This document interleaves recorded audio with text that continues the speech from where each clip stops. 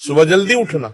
हाँ बेटा, जो इंसान ब्रह्म मुहूर्त में उठता है वो शिव के सबसे निकट होता है, क्योंकि प्रभु उस समय ध्यान में रहते हैं और उस समय उठने वाला मनुष्य ध्यान के तरंगों से जुड़ जाता है। देख बेटा, तू कितना भी ज्ञानी हो, कितना भी धनवान हो, लेकिन अगर तेरा दिन देर से शुरू होता है तो तू हर बार दूसरों से पीछे रहेगा, क्योंकि जिसने दिन की शुरुआत ही प्रभु के साथ की उसका सारा दिन प्रभु की कृपा से चलता है।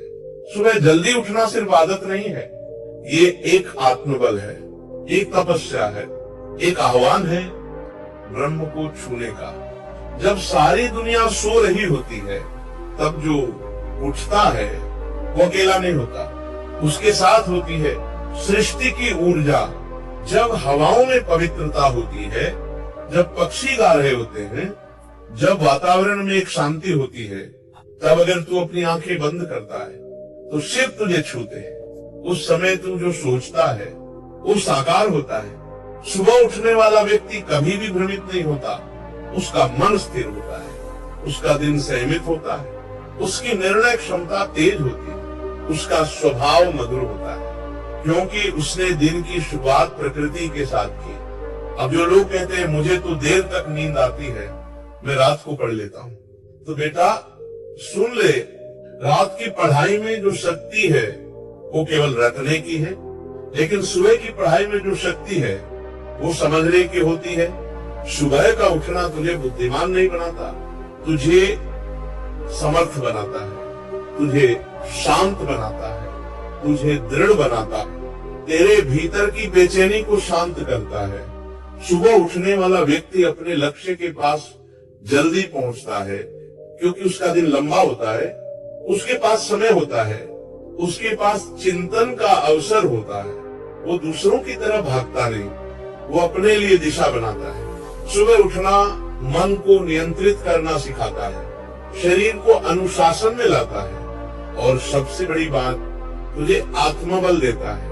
आज अगर तुम दुनिया के किसी भी सफल व्यक्ति का जीवन उठाकर देखो, चाहे वो कोई वैज्ञानिक हो, कोई योद्धा हो, कोई महापुरुष हो, हर एक सुबह जल्दी उठता था, क्योंकि सुबह उठकर जो ताजगी मिलती है, जो एकांत मिलता है, जो ध्यान की शक्ति मिलती है, वो दुनिया के किसी क्लब, किसी किताब या किसी गुरु से भी नहीं मिलती, क्योंकि सुबह स्वयं गुरु बन जाती है। वो तुझे सिखाती है कैसे दिन भर स्थिर रहना है, कैसे लक्ष्य पर टिके रहना है, कैसे अपने जीवन को काबू में रखना है। अब सवाल आता है सुबह उठकर करना क्या है? तो बेटा जैसे ही उठो शिव का स्मरण करो, हे प्रभु आपने एक और दिन दिया, अब मैं इसे व्यर्थ नहीं जाने दूंगा। फिर जल पियो, प्राणायाम करो, ध्यान करो और एकांत में बैठकर अपनी दिनचर्या सोचो, उस दिन को प्लान करो। जिस दिन की शुरुआत शिव के नाम से होती है वो दिन भटकता नहीं, जो दिन ध्यान से शुरू होता है वो व्यर्थ नहीं जाता।